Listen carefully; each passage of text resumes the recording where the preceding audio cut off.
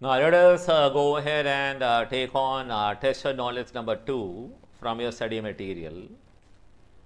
And this is an example on accounting for reverse acquisition.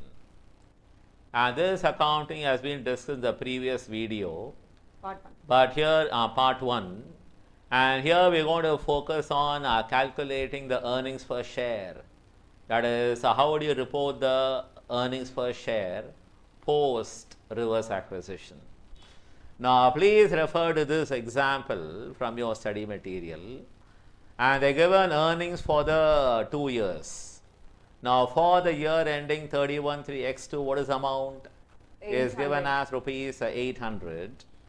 And for the year ending 31/3/X1, how much? 600. It is 600. Remember, these are earnings of company B for the year X1, which is supposed to be the legal subsidiary, but accounting acquirer, right? Yes. And then for the current year, they must have given the consolidated earnings, right? Okay. So now we shall go ahead and let's learn how to calculate earnings per share.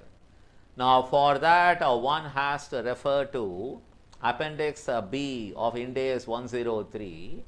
In that, let us go through first B26 and take the calculation of EPS for the year X2, right? Yes, sir. Yes, B26. In calculating the weighted average number of ordinary shares outstanding, the denominator of the earnings per share calculation during the period in which reverse acquisition occurs. That's the A. current year. Yeah. A. The number of ordinary shares outstanding from the beginning of that period of the acquisition date shall be computed on the basis of the weighted average number of ordinary shares of the legal acquiree or accounting acquirer outstanding during the period multiplied by the exchange ratio established in the merger agreement. Okay. And B. The number of ordinary shares outstanding from the acquisition date to the end of that period shall be the actual number of ordinary shares of the legal acquirer or the accounting acquiree outstanding during that period. Okay. Now let us go ahead and refer to the calculation part. So numerator not an issue, rupees 800, right? Yes, sir. The denominator, what I should do as per the guidance, I got to take the number of shares of the legal acquiree or legal subsidiary B Limited, which is accounting acquirer, which is 60 shares from the beginning of the year 14X1 until the date of a reverse acquisition, which is 31st December. I take 60 shares into 9 by 12. 150 shares. That is what? That into 2.5. Or you can do 60 into 2.5, which is what? 150 shares into 9 by 12. It's all the same. Yeah. Either you do 60 shares into 9 by 12. What is 9 by 12? From the beginning of that year till the date of, or the date on which reverse acquisition occurs, which is 31st December X1, 9 months. Yes. Either take 60 shares into 9 by 12 into 2.5 exchange ratio, or 60 into 2.5, how many shares? 150 shares. That into 9 by 12, that is only B26 point A. And you should consider 250 shares outstanding in the books of the legal acquirer, which is A Limited, or the accounting acquiree. Take 250 shares in all outstanding. That into how many months? 3 by 12. 3 months. Jan, Feb, March into 3 by 12. Now adding both, you get how many shares? We get 175. Exactly. Now divide rupees 800 by 175 shares.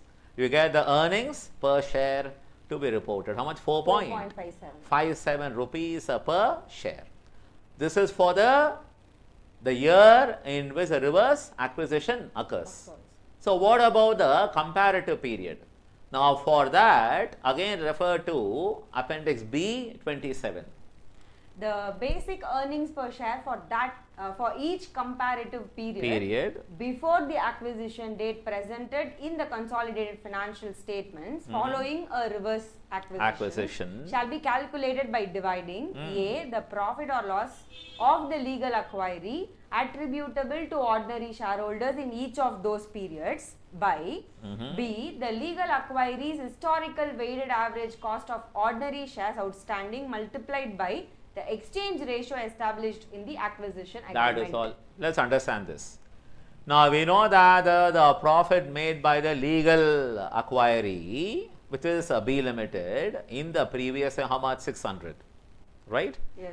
And the denominator will be, there are 60 shares outstanding in the legal acquiree's balance sheet last year also, 60 shares, nothing given, you can assume same number of shares were outstanding even in the previous 60. That into 12 by 12 and that into 2.5 exchange ratio. Or you can take 150 shares into 12 by 12 is as good as taking what, 150 shares.